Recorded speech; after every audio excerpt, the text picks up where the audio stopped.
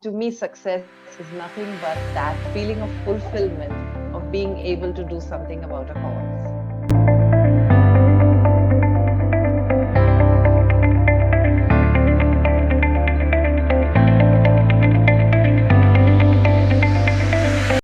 Greetings, ladies and gentlemen. Welcome to the seventh episode of Let's Talk Business. I am Karan Verma, the Executive Member of Commerce Association, Shaheed Bhagat Singh College, and I have with me Ishan Jain, the Executive Member of Commerce Association, Shaheed Bhagat Singh College. After the success of our six very inspiring and insightful videos, we are back in conversation with yet another successful entrepreneur, Mrs. Chetna Vasishth. Mrs. Chetna Vasishth is the founder of ChetChat, India's largest online chat show in career education space with 275 videos, 2.46 million subscribers, and over 5 million views.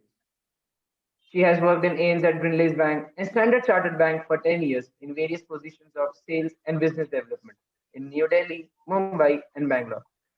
She also held positions at some of the leading business schools, such as visiting faculty in Indian Institute of Management, Bangalore, and Indian Institute of Planning and Management, Mumbai. Thank you so much, ma'am, for being here.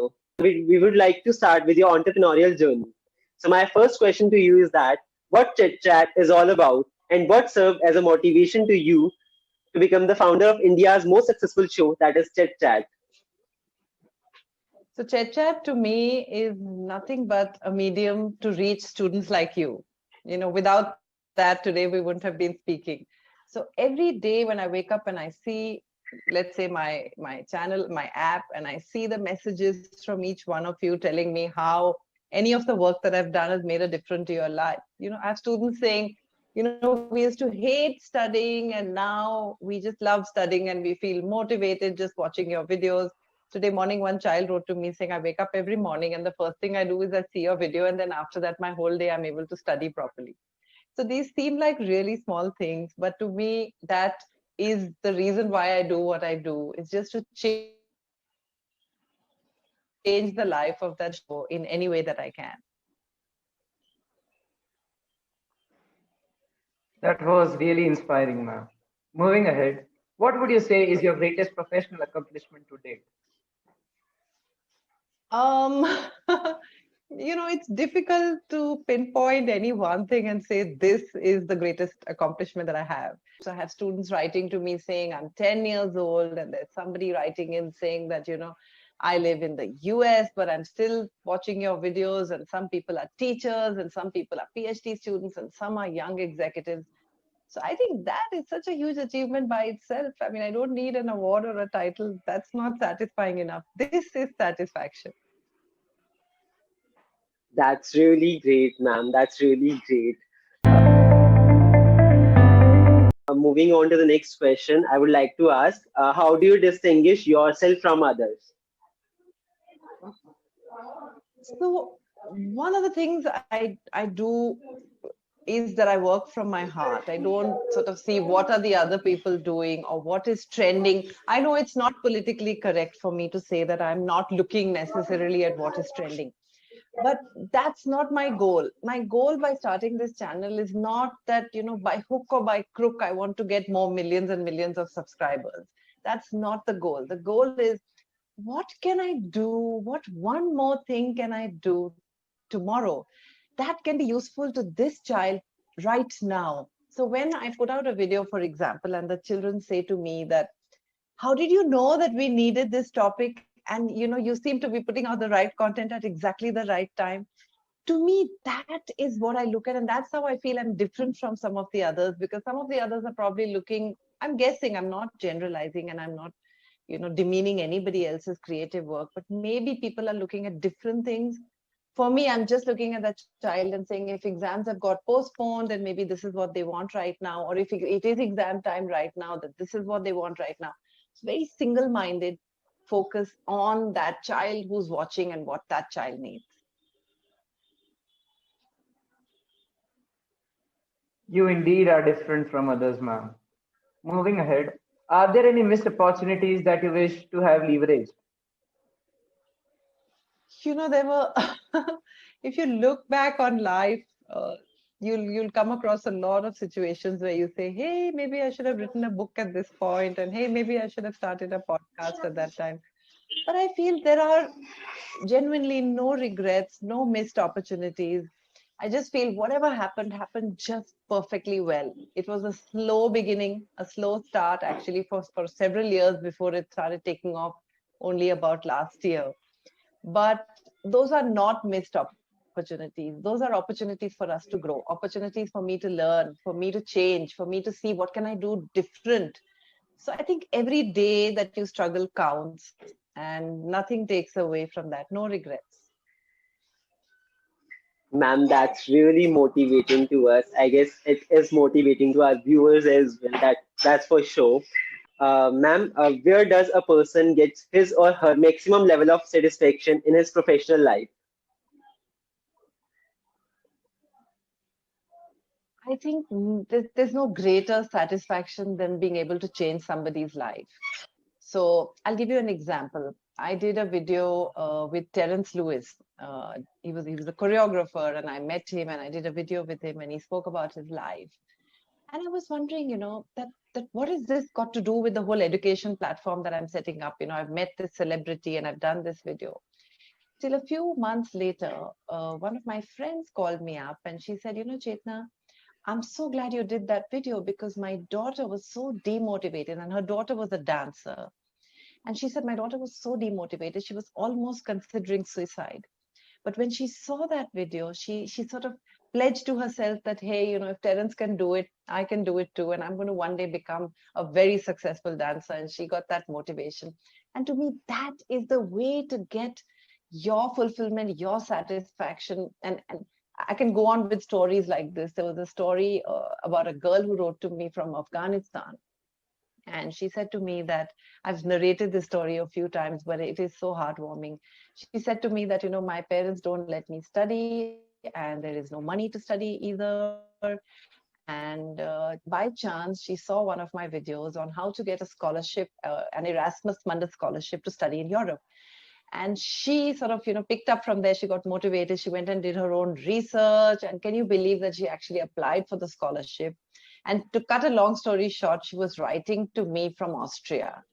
And she said, ma'am, I just wanting to write to you and tell you that I'm in Austria and I'm studying free of cost. So, there are a million ways to feel satisfied. There are billions of people out there. You need to just change one person's life, and that's usually enough. I feel like I've just got this opportunity, and I can tell you another story of this boy who was an Adivasi boy. These are stories that I just love. You may have heard them before in another platform, but I love these stories. There's an Adivasi boy who wrote to me saying that thanks to you and to broadband now, I can access all of this information sitting in this little taluka district, in a remote corner of India. And he said to me, he said, after I watched your video on how to become a lawyer, I actually went and enrolled myself in a law school. And I didn't even know before that was something I could do. So, I could go on, but I think this is achievement. This is satisfaction. This is the way, the path to any lasting success will only come from transformation and personal fulfillment and transformation of somebody outside of you. That's my only sort of, if you may, mantra or whatever. Moving on to the next question, I would like to ask you that, ma'am, how did your school and college life help in achieving what you are today? Okay, so growing up, and I've said this in a couple of TED Talks as well. Growing up, every single year in my school, there was one award that I got called out for, which was the best all-rounder. And I hated it because to me, it meant like I was good at really nothing in particular. But I was just this sort of person who was everywhere, trying their hand at everything, but not really succeeding at any one thing in particular. So because that was me, and I guess that is what has helped me today, because today when you're an entrepreneur, you are, so today they call me a one-man army or a one-woman army, because when you're an entrepreneur, you are the jack of all trades. You need to edit your own videos, you need to write your own scripts, you need to figure out how to do videography, you need to have some education background as well, you need technical knowledge as well. So there is literally that joy of learning just how to learn new things. I think that's what my childhood was. And that's what my entrepreneurial journey is. Just keep learning new things. And here I am. That was really insightful, ma'am. Moving ahead, ma'am, ChetChat has definitely been a successful venture. What are the other ventures you are looking forward to? I'd love to do so much. And not, no, when I say so much, like the goal once again is not monetary. It's not like saying, hey, how can I do something to monetize it, or how can I increase my valuations? My goal always is how can I reach more people? So I perhaps want to start a podcast, because a lot of people tell me that not everyone watches videos, but some people listen. I want to write a book for sure. And I think I have a lot of plans. I want to also start another channel at some stage. I thought I'll do it in 2021, but maybe a couple of years down the line, I will start a second channel where I want to actually teach from ground up, because this one is more like a little bit of everything. Over there, I want to actually systematically teach. Perhaps in sometime in the future, I'll do that. Ma'am, whatever you will be doing, you'll be always having our best wishes with you. Moving on to the next question, I Thank you would so like much. to ask, if you were to recommend any book, blog, or podcast, then what will it be for our for the college students? Okay, in terms of podcasts, that's something I always recommend to students, because, in my opinion, reading is something that is slowly, it's not a very popular hobby these days. So if there's a podcast that I highly recommend, it's called How I Built This, by a person called Guy Raz. And he is so amazing because he interviews, and to me, the the one single episode that had the biggest impact on me was when he interviewed Sal Khan, the founder of Khan Academy, and how Sal was talking about his background and from where he started, his motivation, and how he set up. So Khan Academy is like a big role model for me. And so just listening to his entire story on how I built this, and several other, in fact, there are several other interesting episodes that I highly recommend. In terms of books, I like two authors, and they've written multiple books. So if you want to go and check out Simon Sinek. Simon Sinek is also a great TEDx speaker, leader. He's written some fantastic books. And another person called Cal Newport. Cal Newport writes typically on productivity, which is another topic I talk about a lot. So these two authors, and how I built this podcast. We'll definitely keep a note of it, ma'am, and I'm sure our viewers will also keep a note of it. Moving ahead, the next question to you is, from your experience in the business dynamics, what would you recommend or suggest to the budding entrepreneurs in general? Sorry, your question is, what do I recommend to a budding entrepreneur? Yes, Yeah. budding Okay. entrepreneurs in general, like from your experience. So my advice might be a little different. So take it with a pinch of salt. My advice is not going to be to run behind valuations and monetization, like I said. There are a lot of big problems that the planet faces today. And to my mind, if you can pick one of them, one of the causes that you really associate with and feel deeply about, do a lot of research and see how you can add value to that cause, and create a little bit of footprint in something that can benefit a large population on the planet. And there are a ton of problems. I thought education and freely available educational advice was a problem when I started off. So to me, at that stage, I felt that there were counselors who were charging a ton of money to students just to give career advice. And invariably, their advice would have vested interest, because they would be getting commissions from some particular college, and that's why they were recommending the college.